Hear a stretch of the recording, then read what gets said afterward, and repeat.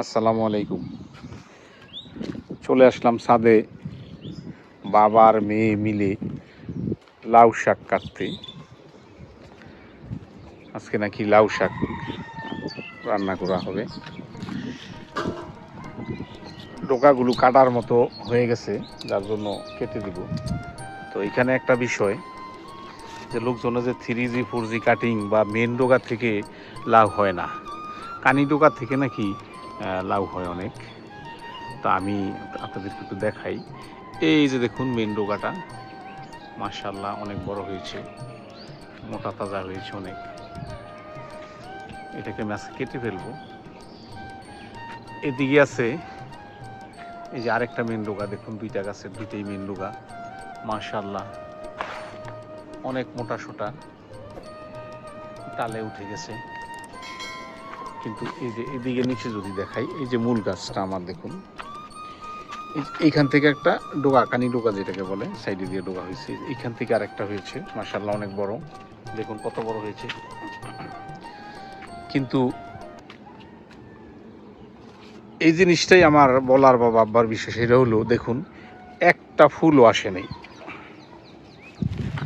তো অনেকের কাছে শুনছি 3G 4G কাটিং এবং মেন ডোকা যদি আমি কেটে দেই, তাহলে নাকি যে সাইডে দিয়ে যে কানি ডোকা বের হয় এগুলির মধ্যে দ্রুত ফলন আসে লাউ ধরে। আসলে দেখুন একটা ফুলও নাই। যে আমি যদি পাতা গোড়ায় আপনাদেরকে একটু দেখাই, এই যে দেখুন,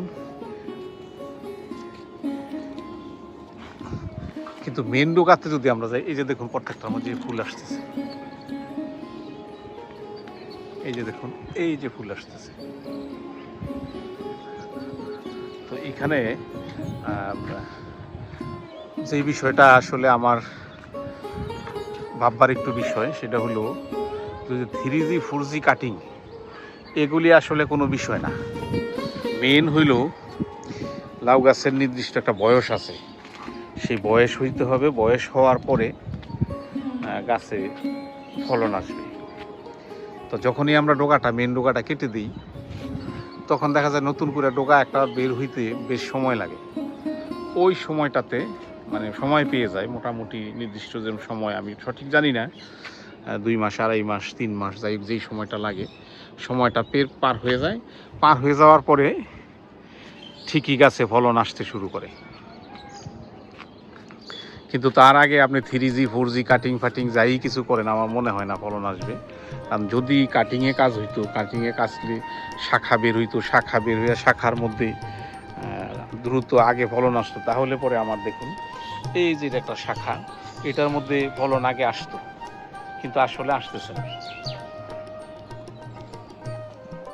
দেখুন আমরা যে 3G 4G কাটিং বা কানি ডোকা সাইডের থেকে যে শাখা মেলে, শাখার মধ্যে দ্রুত ফলন আসে, এই কথাটা আসলে কতটুকু সঠিক, এটা একটু ভাববার বিষয় আছে। তা আমি তো আর কৃষি গবেষক নই, অথবা পুরনো কৃষকও না, কিন্তু তারপরেও কিছু কিছু বিষয়ে কেন জানি আমার কাছে একটু কেমন লাগে। এই যে একটা সিম গাছ দেখুন, সিম গাছটা দিয়েছে শাখা, এই যে শাখা, এই যে শাখা, কত শাখা বের হয়েছে, কিন্তু দেখুন কোনো ফুল নাই, একটা তো নাই।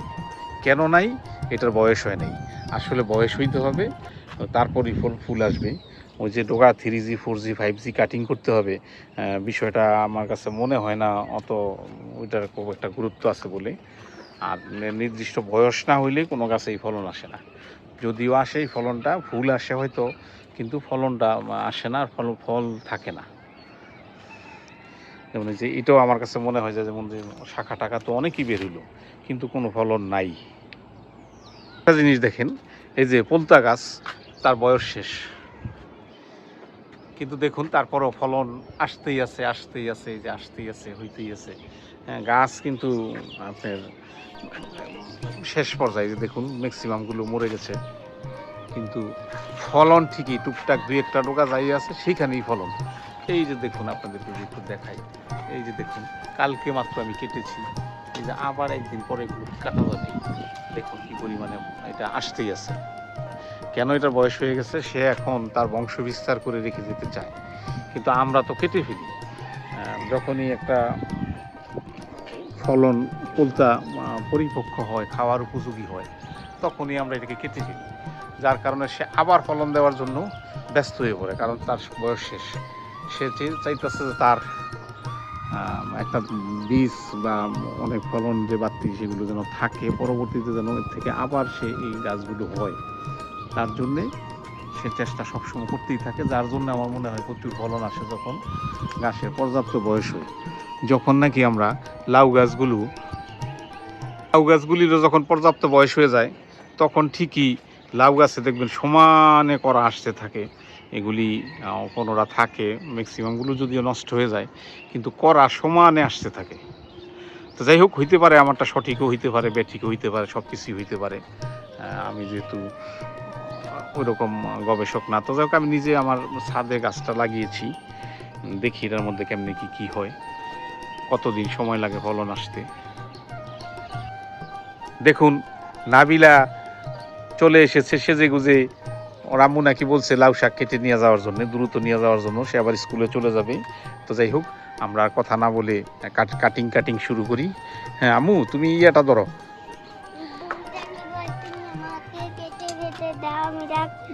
হ্যাঁ, ট্রেটা তোমার হাতে রাখো, আমি একটু কেটে দিচ্ছি। কাটিং শুরু করে দিচ্ছি কেচি দিয়া।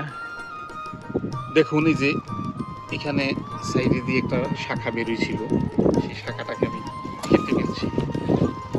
এই যে অবশ্যই লাভজনক ফসল লাউ ছাদ বাগানের জন্য। আগে আমরা একদিন শাক খেয়েছি। এই যে দেখুন আবার আস্তে কাটতেছি। এখানে দেখুন সেই কিছু পাতাও হয়েছে, আমরা সেগুলিকে কিছু কেটে ফেলবো। এই যে দেখুন কত সুন্দর পাতা। মামিনা, তুমি এটা ধরো, বাতাস উড়াই নিয়ে যাবে তো, ধরা রাখিও। এই যে দেখুন একটা ডোগা, এখান থেকে একটা শাখা বের হচ্ছে। ঠিক শাখা বের হওয়ার এই মাঝামাঝি পর্যায়ে আমি কেটে দিচ্ছি। এটা হলো মেন ডোগাটা। এই যে হৃষ্টপুষ্ট কত হয়েছে, ডোগাটা কত বড় হয়েছে দেখুন। এটাকে আমি কেটে ফেললাম, লাউ শাক খেয়ে ফেলবো আমরা। দেখুন মাশআল্লাহ কত মোটা হয়েছে। হ্যাঁ আমু রাখো, এটা রাখো। হ্যাঁ এই তো ঠিক আছে। এই হলো আমার দ্বিতীয় ডোকাটা। ওহ কি মোটা হয়েছে।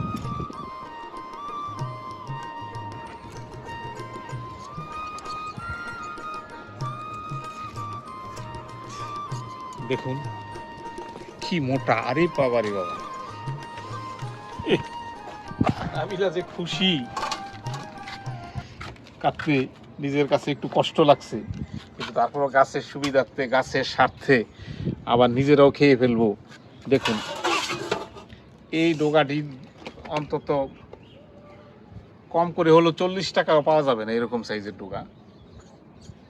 তা আমরা আগে একদিন খেয়েছি, যে আবার নিয়ে নিলাম। মোটামুটি বলা যায় 80 টাকার বেনিফিট পেয়ে গেলাম।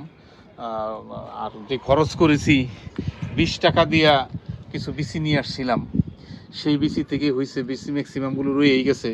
আমাকে মনে হয় 20 টাকায় 12-14টা বিচি দিয়েছে, আমি মাত্র 4টা লাগিয়েছি, আর বাকিগুলি রয়েই গেছে। এই যে দেখুন বিচি অলরেডি 1টা 2টা 3টা 4টা 5টা 6টা 7টা রয়েই গেছে, বাকি মনে হয় 4টা না 5টা দিয়েছিলাম। এই বিচিটা আমি আবার একদম শেষে দিয়া, সিজন যখন চলে যাবে আরও মাস খানেক পরে, 1-2 মাস পরে লাগিয়ে দিব, যাতে দীর্ঘদিন শাক খাওয়া যায়।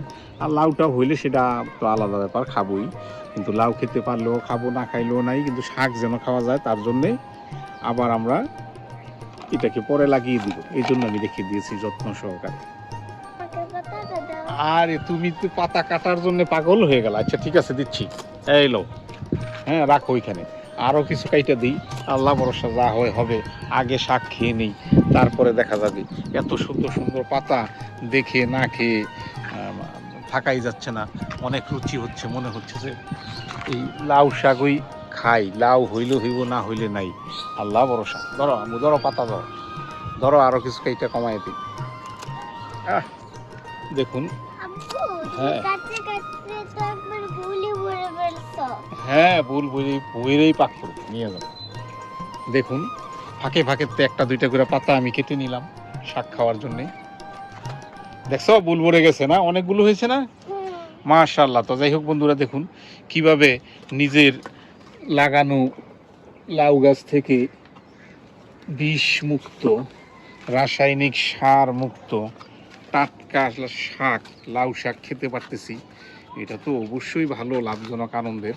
তো তার জন্যে বলবো সবাই, আপনারা যাদের ছাদ আছে, লাগানোর মতো জায়গা আছে, একটু যদি সুযোগ থাকে, গাছ লাগানোর মতো জায়গা থাকে, দুই একটা লাউ গাছ লাগাবেন, নিজে হাতে কেটে নিজের বাগানের বিষমুক্ত লাউ শাক খাবেন। আল্লাহ হাফেজ।